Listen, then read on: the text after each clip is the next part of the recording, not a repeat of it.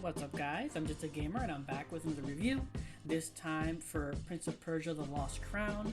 And yeah, again, I'm a really big fan of Metroidvanias. I don't play all of them, I pick and choose, but I do enjoy the genre very much. In fact, for those of you who are keeping up with me on Twitch, I actually had finished another Metroidvania, Fist, Forged in Shadow Torch, before I jumped into Prince of Persia: The Lost Crown, which was really funny because it made me see how different they were. And I mean, I enjoyed Fist, Forged in Shadow Torch. I thought it was a good game, but Prince of Persia is just so much better on like so many levels. And yeah, I really did enjoy this game. I thought it was an absolute treat and blast. And yeah, let's just get into it. First up, the gameplay.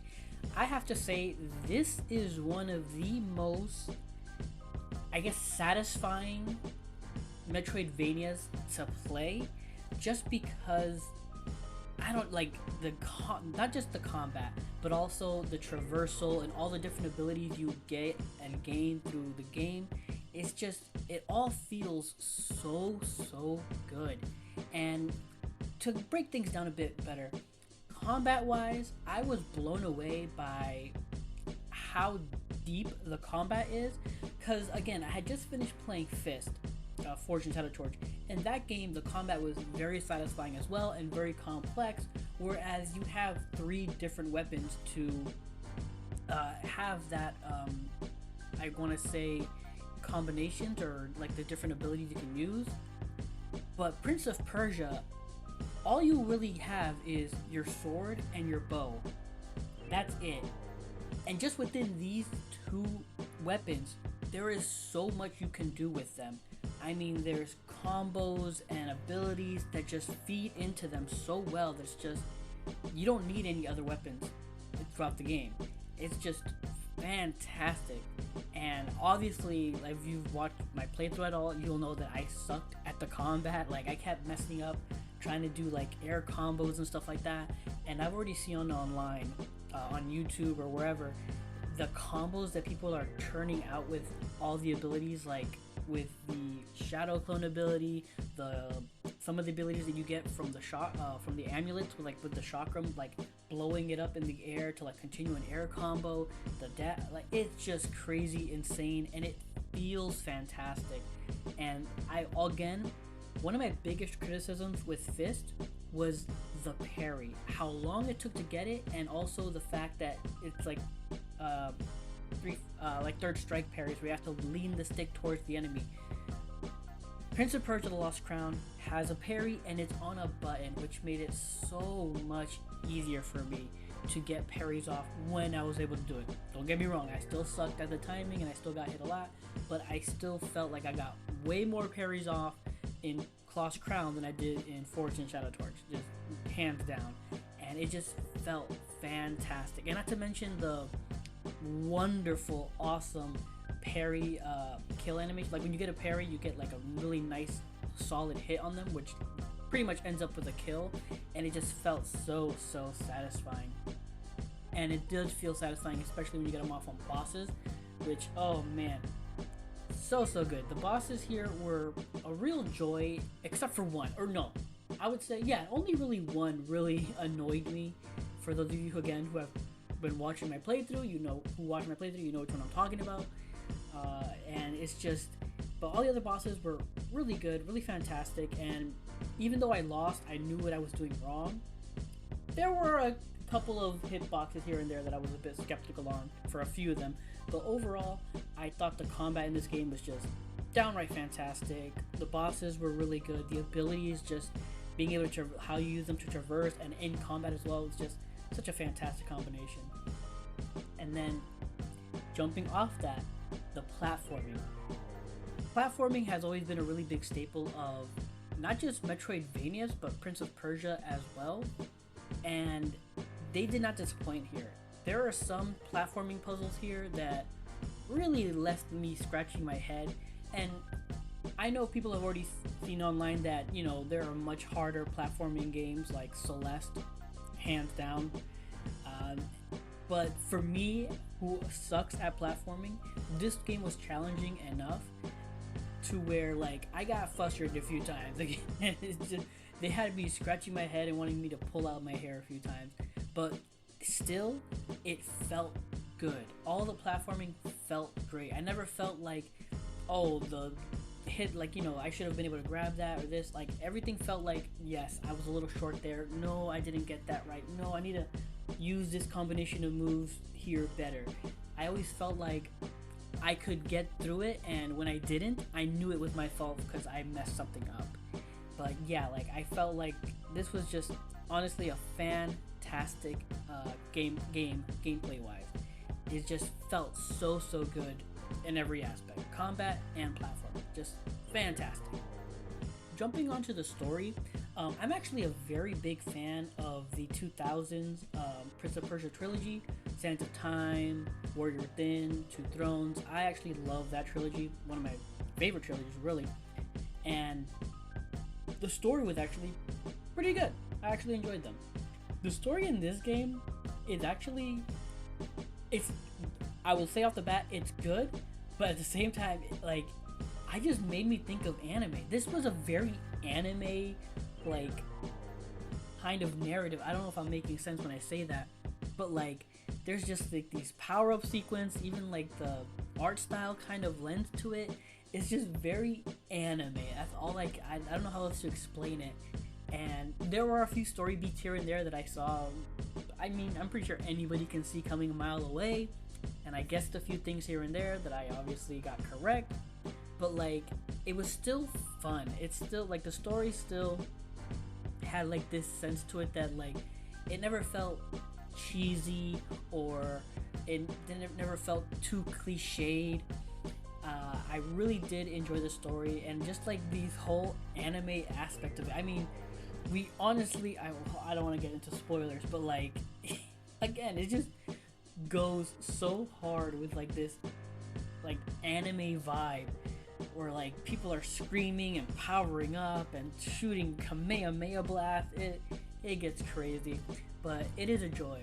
The one thing I was surprised by is because Prince of Persia is really known for having time-based mechanics, or in the sense of like the 2000 trilogy, Two Tones, like time travel mechanics, and you really don't get those in this game, and gameplay wise.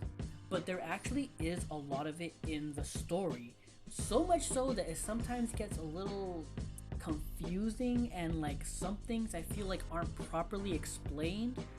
And in fact, I would say that some things even come, like when it gets to the end of the game, after the credits, some things are left a little like, how did that happen? How, like, maybe a little too few things are left up in the air for my taste. But yeah, overall, I think the story was great. The whole craziness of the warping time in this place we're at is really enjoy, like, because it does like play with you a bit. But again, it's all within the story and not much through the gameplay, except for some bosses, which again I'm not going to get into. But yeah, overall, I think the story for this game was really good, really solid, and just very anime. I don't know how else to explain it. It's just very anime. Like with Fist, Forged, and Shadow Torch, I feel like the map is also something I want to talk about. Where, like I said before, in Fist, the map was fine, and I felt like it had a good variety of places, but at the same time, like the placement of some teleport points, and even when you got certain abilities, it sometimes felt like a slog to get through certain sections. It just didn't feel all that great to traverse at certain points, and that's one knock against it. And that's something that I have to say Prince of Persia does much better. The map is varied, a bunch of different locations, but unlike Fist, they do a fantastic job of not just properly placing fast travel points to get you quicker to some locations, but your abilities lend to you being able to get through some of these sections so much faster, and it's so much easier to get through some of these places after you get certain abilities. It just feels good to go through this map. Even if you've been through it before, it feels good to go through it again, just because when you have these abilities, it gets you there so much quicker, and you never feel like that slog is hitting you of having to to go through here, even though it's slow, like it didn't Fist. Here, once you get an ability, it helps you fly through sections of that map. And again, there are some very generous teleport locations that help you get to places a lot quicker. Another thing that I felt like Fist just didn't do right. I felt like they didn't get enough of them, or they just put them in places that were just not really accessible and really annoying. But Prince of Persia, I believe, knocked it out of the park in that respect. The map is fantastic, it's fun to go through, and it's easier to go through once you get more abilities. I think it's really, really, really good. And yeah, nothing else to say. Now, I have been singing Lost Crown a lot of praises, but I will say I did run into one or two bugs. One of them, a major one, where again, if you watch my videos, you know what I'm talking about, where I ran into an NPC, and every time I accepted a side quest, the game would just lock, freeze. I would have to quit out, back out, completely close the game, and it just, no matter what, it would just always happen. I close the game, go back in. I thought, oh, it was just one time. No, it was just a continual thing where the game just freezes whenever I tried to accept this NPC side quest. I literally had to leave it and go off, continue the story, and do other stuff. Finally, I think they patched it. I'm assuming they patched it, because finally near the end, I gave it one more go to try to accept this quest, and I was able to accept it finally. Well, maybe because what I did worked, where I had read somewhere where if you accept the quest and then hit pause real quick to try to exit in and out, it'll sometimes bypass that little bug there, and maybe that's what worked, maybe it was patched, I don't know, but either way, it was a pretty major bug, and I saw online that some other people have been running into that same quest, different bugs for that same quest. So again, while I have been singing the Lost Crown of my fair share of praises, it does have one or two little bugs here and there that really pissed me off. Let me not lie. But overall, this game was utterly fantastic. I highly, highly, highly recommend it if you like Metroidvanias, or if you just like Prince of Persia, or any game like that in general. This game is just super fun, super fantastic, and a real joy to play and get through. I honestly can't recommend it enough. But yeah, those are my thoughts. That's my review. Let me know if you played The Lost Crown down below. I mean, what did you guys think? Did you agree with me, disagree with me? Did you like it, not like it? I would love to hear your thoughts. So please, if you enjoyed this video, leave a like or comment down below. I'd appreciate any known feedback. Subscribe. I'm streaming on Twitch, so please consider following me there at twitch.tv/JustAGamerInc, all together one word, or you can click the link below. But thanks for watching, and until next time, take care and have a good game.